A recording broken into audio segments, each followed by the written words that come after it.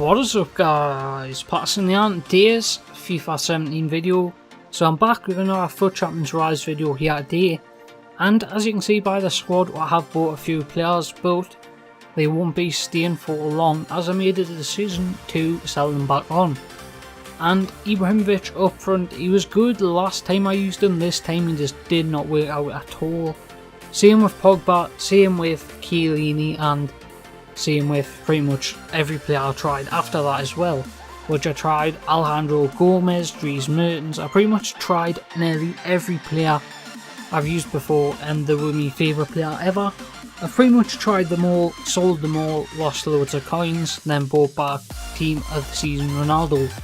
So as you can see by the team, it's still a very solid team, but the problem comes in the defence.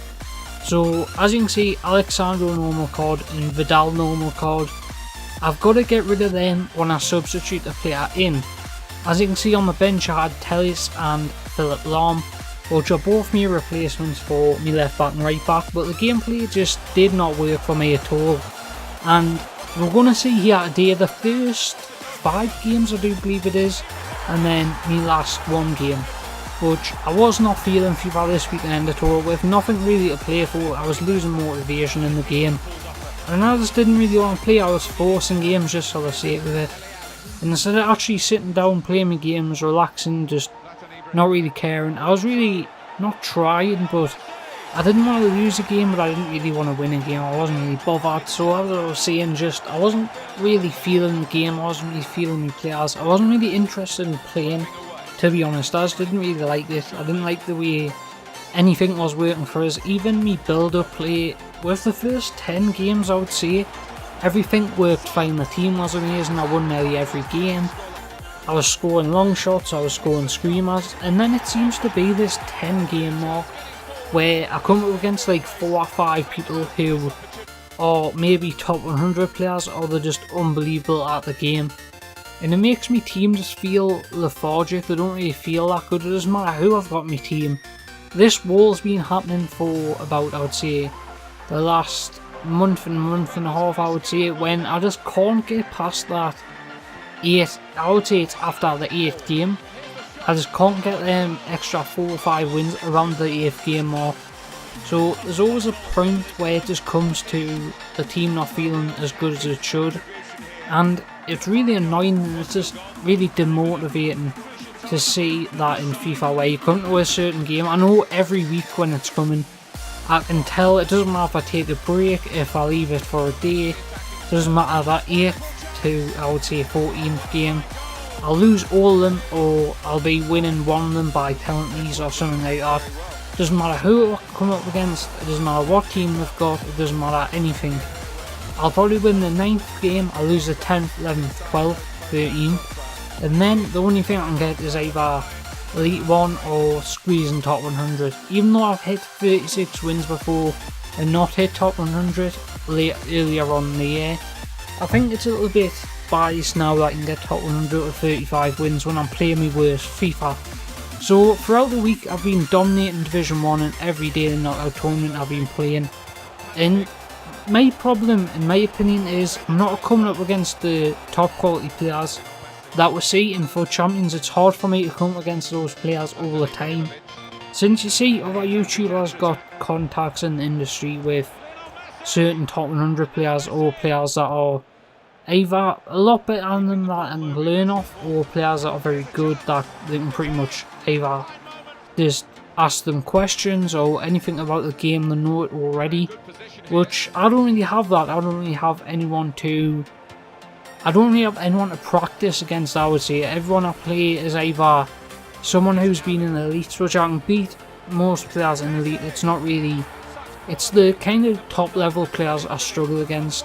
And sometimes when I lose a game, I do not play very well in the next game, just because I'm so kind of angry at the first game, but I never get angry at the game. It's just like a kind of annoying feeling, I would say. It's not really angry, because I'm not really bothered, it's a video game at the end of the day. And we're coming towards the end of, not the video, not coming again, end of the video yet, but it's come towards the end of FIFA. I said this in one of the other videos I recorded before, After this week, there's no reason for anyone to play FIFA. Let's get a drink here. Ice cold water. So as I was saying, there's not really any reason to play a FIFA, and I think the servers go down I don't think it'll go down, but the FUT Champions servers go down. There's no longer any more rewards, because I do believe the people don't know how hard it is for EA to actually get the rewards out on time or something. There's something more going on behind the scenes at EA in the way they get out the rewards, with trying to catch cheaters, trying to catch people who glitch, trying to catch people who sell coins. There's a lot more to EA giving out the FUT Champions rewards than people think, but saying that, they still have 4 days to get all that stuff done before the first day, which they used to bring out rewards at 6 o'clock, now it's 7 o'clock, which I think there was a time difference when the time zone changes, plus an hour. They changed it that time and they were supposed to go back, but I think they use that hour now for trying to catch cheaters instead of using it to get the rewards out, which is a good thing as well, because I think twice I've came up against someone who was cheating in some way or somehow. Just you can tell when someone's cheating, when they kind of just, I don't know, it's hard to tell, but you can tell sometimes. And there's a lot of players that actually paying people to play games and stuff like that. I don't know if it's actually there that a top 100 player can play your games or not in the actual ruling of EA, but if it is, I've seen a few YouTubers like actually getting top 100 players to play their games so they can get the rewards. I'm not going to name any of them, but you just probably know who already they are. But there are people out there who do that, and I think fair play to them if they can get the rewards for the YouTube channel. That's more money for them in the long run anyway. But there is a little bit of a thing when this is supposed to be a competition and there's a lot of money up for grabs, and you get someone who's qualified for something because of either there's a few players that have hit certain positions in the world and got to certain events just because of the region. To be honest, that should not be in the game. The region thing, I think everyone should be in the same pool. Should be certain matchmaking stuff, but the whole you got to be from a certain region thing, this does not make sense at all, especially when it comes to a competitive game where everyone's supposed to be equal. They can't have that sort of thing in the game. To me anyway. Let us know how you feel in the comments down below. But for me, that does not make sense at all. This video is just going to be me complaining about stuff, probably, which every video is, just because I don't know.